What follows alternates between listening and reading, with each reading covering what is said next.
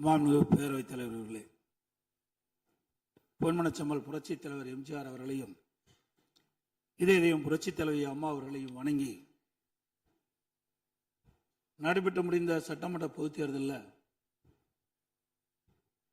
எடப்பாடி சட்டமன்ற தொகுதியில் போட்டியிட்ட எனக்கு தமிழகத்திலேயே அதிக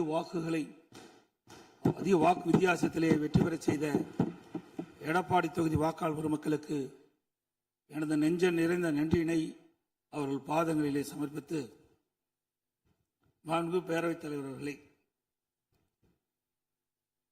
மாண்புமிகு முதலமைச்சர் தனி தீர்மானம் கொண்டு வந்திருக்கின்றார்கள். அதிலே அனைத்து இந்திய அண்ணா திராவிட முன்னேற்ற கழகத்தின் சார்பாக என்னுடைய கருத்துக்களை கூற விரும்புகின்றேன். கர்நாடக அரசு மேகதாதுவின் கோரிக்கை அணை கட்டுவது தொடர்பாக பல்வேறு காலகட்டங்களிலே அதை தடுத்து நிறுத்துவதற்கு அனைத்து இந்திய அண்ணா திராவிட முன்னேற்ற கழக அரசு பல்வேறு நடவடிக்கை எடுக்கப்பட்டது. கர்நாடக அரசு மேகதாது என்னும் இடத்தில் தன்னிச்சையாக காவிரி ஆற்றின் கோரிக்கையை அணை கட்ட முயற்சித்து தடுத்து நிறுத்தம் போட்டு மாண்புமிகு அம்மா அவர்கள் தமிழகத்துடைய முதலமைச்சராக இருந்த காலகட்டத்தில் 5/12/2014 அன்று தமிழ்நாடு சட்டப்பேரவையில் தீர்மானம் கொண்டாந்து நிறைவேற்றப்பட்டு மாண்பு உறுப்பினர்கள் அந்த விவாதத்திலே கலந்து கொண்டு பல்வேறு கருத்துக்களை அப்பொழுது தெரிவித்திருக்கின்றார்கள். அப்பொழுது கொண்டு வந்த தீர்மானத்தின் அடிப்படையில் மாண்புமிகு பாரத பிரதமர் அவர்களுக்கு மாண்புமிகு அம்மா அவர்கள் அனுப்பிய கடிதத்தை அன்றைய தினம் இருந்த தமிழ்நாடு சேர்ந்த நாடாளுமன்ற உறுப்பினர்கள், புதுச்சேரியை சேர்ந்த நாடாளுமன்ற சுமார் 55 பேர் மாண்புமிகு பாரத பிரதமர் அவர்களை 28/3/2015 அன்று சந்தித்து இந்த கடிதத்தை கொடுத்து இதன் அடிப்படையில் நடவடிக்கை எடுக்க வேண்டும் என்று தெரிவித்தார்கள்.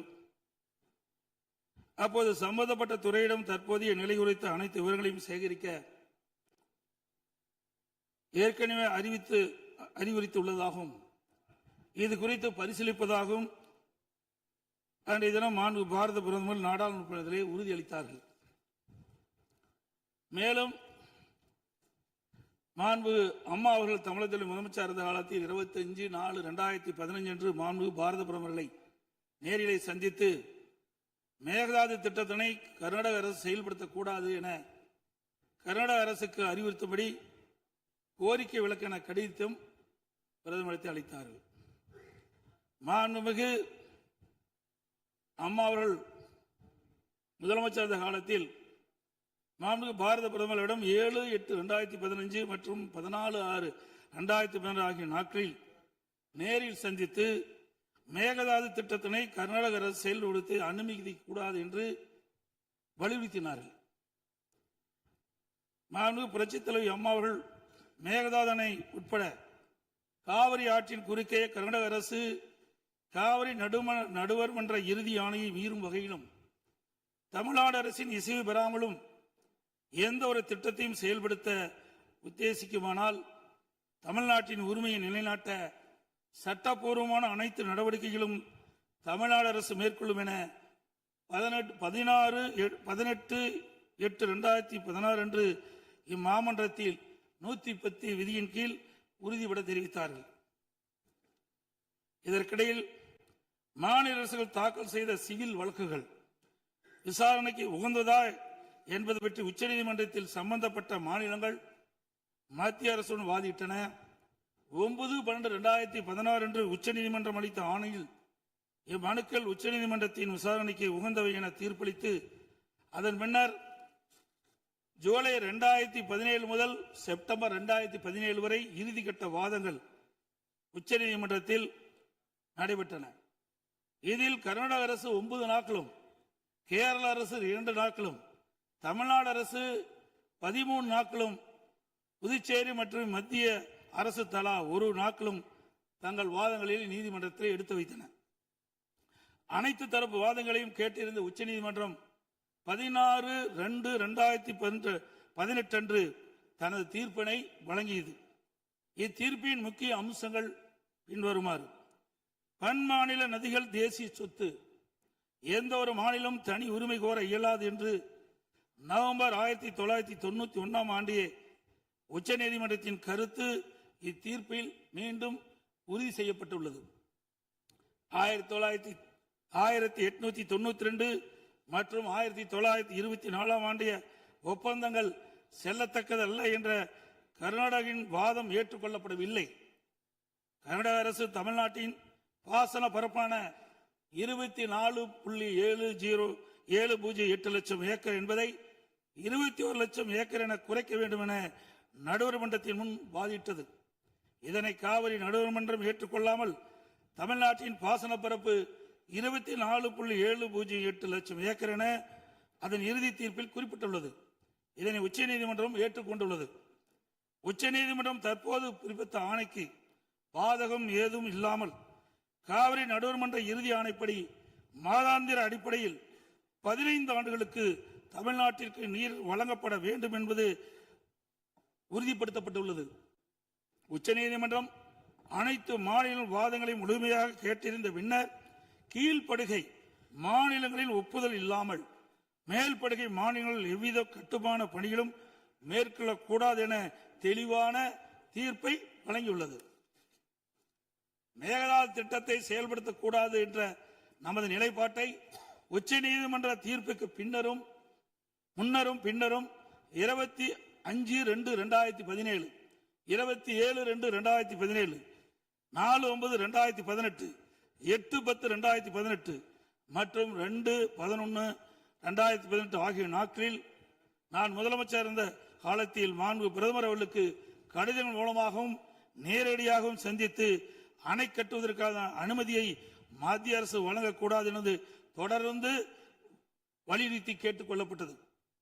மேலும் 5/7/2017 மற்றும் 23/11/2017 ஆகிய நாட்களில் மத்திய நீர்வள ஆதாரத்துறை அமைச்சரையும் நேரிலே சந்தித்தும் கடிதங்கள் வாயிலாகவும் கர்நாடக அரசுக்கு மேகதாது அணை கட்ட எவ்வித அனுமதியும் மத்திய அரசு வழங்கக்கூடாது என வலியுறுத்தப்பட்டது. ஏற்கனவே உச்சநீதிமன்றம் பெங்களூர் நகரின் குடியிருப்பு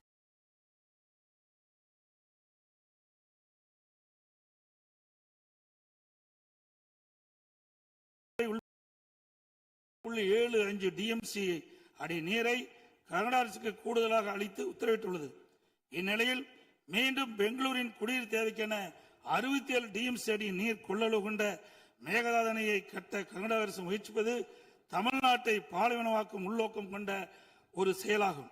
எனவே இவ்வணை கட்டப்பட்டால் தமிழ்நாடு மக்களின் வாழ்வாதாரமும் உரிமையும் கடுமையாக பாதிக்கப்படும்.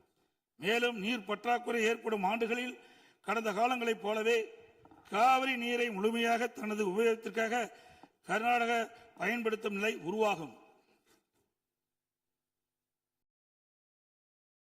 இதை தவிர காவிரி படுகையில் மேற்படுகை மாநிலமான கர்நாடகா புதிய அணை கட்டுவதற்கான எந்த ஒரு அனுமதியும் மத்திய அரசு வழங்கக்கூடாது என்றும் உறுதிபட எடுத்துரைக்கப்பட்டது. மேலும் உச்சநீதிமன்ற ஆணைக்கு எதிராக கர்நாடக அரசின் மேகதாது திட்டத்திற்கான விரிவான திட்ட அறிக்கைக்கு அனுமதி வழங்கிய மத்திய நீர்வள குழுமத்தின் தலைவர், கர்நாடக நீர்வளத்துறை அமைச்சர் மற்றும் கர்நாடக உயர் அதிகாரிகள் மீது நீதிமன்ற அமைப்பது வழக்கு கண்டெம்ப்ட் ஆஃப் கோர்ட் எனது உத்தரவின் பேரில் 5/12/2012 உச்சநீதிமன்றத்தில் தாக்கல் செய்யப்பட்டது. மீண்டும் மேகதாதில் புதிய அணை கட்ட விரிவான திட்ட அறிக்கை தயாரிக்க மத்திய நீர்வள குழுமம் கர்நாடக அரசுக்கு அளித்துள்ள அனுமதியை திரும்ப கோரி மத்திய அரசை வலியுறுத்தி தமிழ்நாடு சட்டப்பேரவையில் 6/12/2012 அப்போது முதலமைச்சர் இருந்த நான் கொண்டு வந்த தனி தீர்மானத்தை ஒருமனதாக நிறைவேற்றப்பட்டது. அனைத்து இந்திய அண்ணா திராவிட முன்னேற்ற கழகத்தை பொறுத்தவரைக்கும் 1986 ஆண்டு மாண்புமிகு புரட்சித் தலைவர் எம்ஜிஆர் அவர்களால் துவக்கப்பட்ட சட்ட போராட்டத்தை தொடர்ந்து காவிரி நடுவர் மன்றம் அமைத்து அதை மத்திய அரசியலை வெளியிடச் செய்து நடுவர் மன்றத்தின் இறுதி ஆணையின்படி காவிரி மேலாண்மை வாரியம் மற்றும் காவிரி நீர் முறைப்படுத்தும் குழு ஆகியவற்றை அமைக்க உச்சநீதிமன்றத்தை நாடியது. எனது தலைமையிலான மாண்பு அம்மாவின் அரசு எடுத்த தொடர் நடவடிக்கையின் காரணமாக 16/2/2011 உச்சநீதிமன்றம் இறுதி தீர்ப்பை வழங்கியது. தொடர்ந்து 1/6/18 காவிரி மேலாண்மை ஆணையம் மற்றும் காவிரி நீர் முறைப்படுத்தும் குழு செயலாக்கத்தை மத்திய அரசு அறிவித்து அதனை மத்திய அரசியலிலும் வெளியிடப்பட்டது. இந்த ஆணையத்தின் பணிகளும் குழுவின் பணிகளும் முறையாக கீழ்கண்டவாறு வரையறுக்கப்பட்டுள்ளன. 1. காவிரி நதிநீரை தேக்குதல், பகிர்மானம் செய்தல், முறைப்படுத்தல் மற்றும் கட்டுப்படுத்துதல். 2. காவிரி நீர் முறைப்படுத்தும் குழுவின் துணையுடன் அணைகளின் செயல்பாட்டை மேற்பார்வையிடுதல் மற்றும் அவற்றிலிருந்து நீரை பாசன மற்றும் இதர தேவைகளுக்கு வழங்குவதை முறைப்படுத்துதல். 3. கர்நாடகம் தமிழ்நாடு எல்லையில் பில்லிக்குண்டுக்கு நீர் அளவை நிலையத்தில் கர்நாடக அரசு நீர் வழங்குவதை கண்காணிப்பது. இவற்றை தவிர வேறு பணிகள் எதுவும் மேற்கொள்ள இந்த ஆணையத்துக்கு எவ்வித அதிகாரம் இல்லை.